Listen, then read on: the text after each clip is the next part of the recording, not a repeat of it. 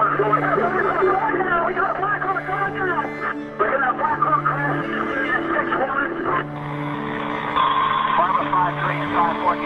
north of 21 October. We are north and we're watching the path like the PG. Going up.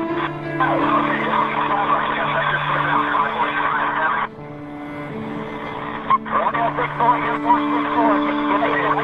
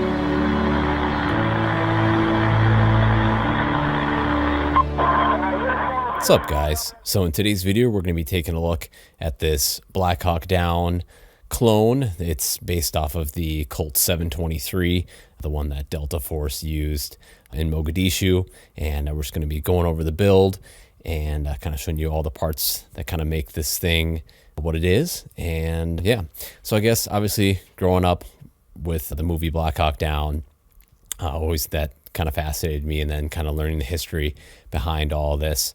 It's always cool to do these type of builds where it's more of you're kind of doing the research on what these guys used, and there's a bunch of pictures online of old Delta guys during that time era, and then just kind of looking on pictures, looking on forums, seeing what other people have kind of come up with, and then kind of building it yourself, getting the parts, finding the parts. It's kind of the fun in building something like this. So anyway, so to start out, kind of the main thing that makes this a Colt 723-ish, clone, whatever you want to call it, is going to be the upper and the barrel. So this is a 14.5-inch barrel that has the extended flash hider pinned and welded, so you get that overall 16-inch length, so you don't have to do any paperwork or anything like that.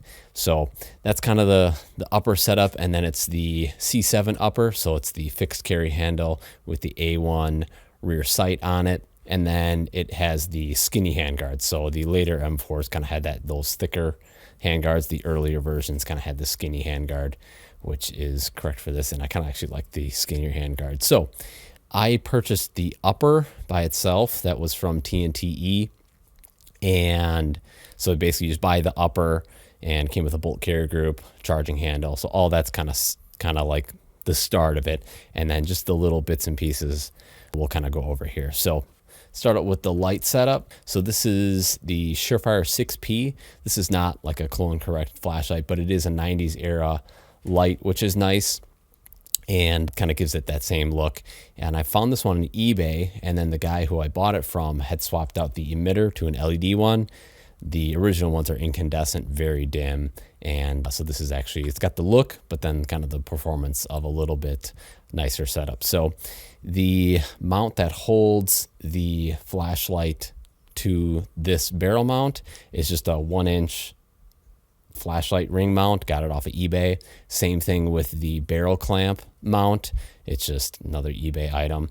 I put some Loctite on these, and they've been holding great and haven't exploded or anything like that. So those are kind of like, if you're kind of looking for the clone stuff, they do have like legit real ones. Those are harder to find, a little bit more expensive. So you can kind of go down the clone rabbit hole and either get something insanely clone correct or something that looks the part and isn't super expensive, but that's totally up to you guys. So then coming back, I have a pressure switch on the top here. Same idea. This is another eBay item. And then I just used some black athletic tape, wrapped it around the handguard, and then the tape switch is just right underneath here. So you can hold the rifle normal and then just come up on top, and that actuates the light on there. So So coming up to the carry handle mount for the optic, they do now have these in stock. When I built this rifle, a lot of these parts weren't in stock, so I kind of had to make do with what I could find. So this is just another one off of eBay, just a Picatinny mount that fits in with the carry handle here, and it just has this little screw here that, you know, goes through that hole that's in the carry handle, and then that mounts to there. So, and then on top of there, I have they don't make this anymore, which is a shame, but this is the Primary Arms red dot.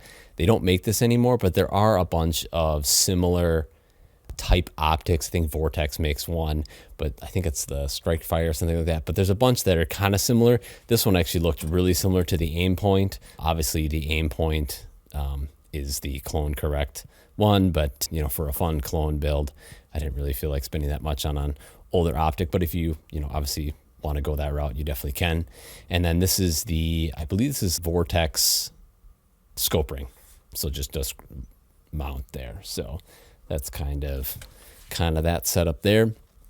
And then I got the buttstock is the classic, just Car 15 buttstock. This one was pretty loose on the buffer tube, so I actually put some tape on the inside of here to kind of make it a little bit stronger, or not stronger, but a little bit tighter. So it's definitely hard to push in and out. So I kind of have it fixed to my length of pull, and yeah, so that's kind of the setup there. And then probably one of the most fun parts to this build is the sling setup.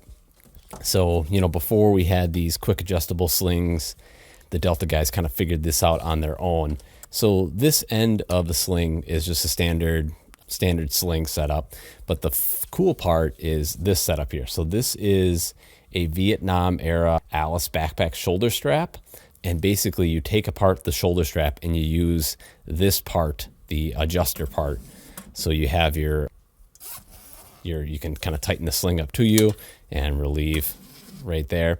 So that was kind of a fun thing, figuring out, like, these guys figured it out on their own. So they took a backpack strap and made it work for them, which is pretty cool. I probably eventually will change this setup. I'm pretty sure they use like a paracord. So you tie paracord to the end of this and then to the front sight here. I've run this a little bit, obviously not a ton of rounds on it, and it's been holding up, but I would assume eventually this is gonna, get too hot and probably melt through that. So not the ideal setup, but eventually I'll get probably the paracord set up for that. But yeah, that's kind of that sling setup. And then the lower, at the time, PSA didn't make like a stealth lower like they do now, so I probably would have gone just with a stealth lower, but this is an Aero Precision, and I just covered up the logo with some athletic tape just to kind of, make it look as, old school as possible and not modern. So, and then just a factory mil-spec safety here. It's actually really nice. And the trigger in this is I put the PSA Saber Claw or Saber Tooth or whatever you want to call it. I put that trigger in here, and it's actually really, really nice. So we'll go ahead and go to trigger together here. So a little bit of take up here, and then the brake. Really nice clean brake on it. And then here's the reset. Real clean. But yeah, fantastic. Real light.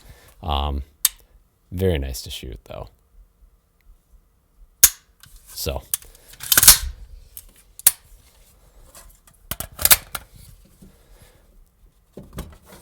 yeah, but this thing it's very cool being able to kind of somewhat replicate what the Delta guys used and just kind of be able to tell from like where we started and then kind of where we're at now. Similar rifles. This is very lightweight, which is kind of interesting compared to even something like my Mark 18 with the wrist 2 rail. Real heavy. This is nice and light, which is kind of a cool change of pace. And I don't know, just a really cool setup.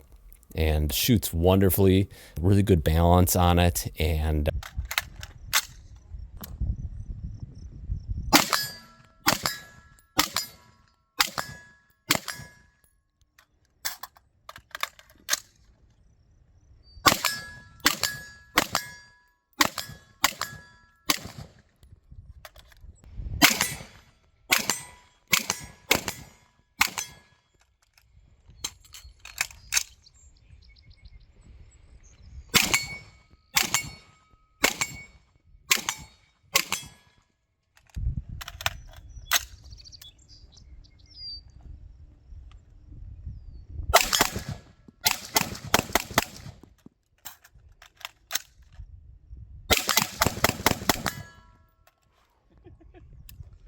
so smooth. That gun's very nice. It is very smooth. One thing that is interesting with this rail up here is you can obviously, use the red dot, and then it also allows you to use your irons underneath this mount. It has I don't know if you can really tell, I'll show in a more detailed portion here, but you can literally see through the underside of here. It's literally like a hole here, and you can actually see your iron sights, which is really, really nice. But yeah, so anyway, guys, that is pretty much the Black Hawk Down Delta Force clone-ish rifle. I built this many years ago, and it's great. So like I said, things I would change, probably change out the sling setup, and then I don't necessarily know if I'd ever want to do it, but maybe just a different lower, like a more clone-ish correct retro style lower. But at the time, that was kind of what I did. So anyway, guys, thank you so much for watching the video. If you enjoyed it, definitely give the video a thumbs up. Appreciate you guys doing that. If you guys want to join the Discord, I'll leave a link in the description for that. And yeah, that's going to do it for the video. Thanks again for watching, and we'll catch you guys in the next one. Roger, I do have Irene.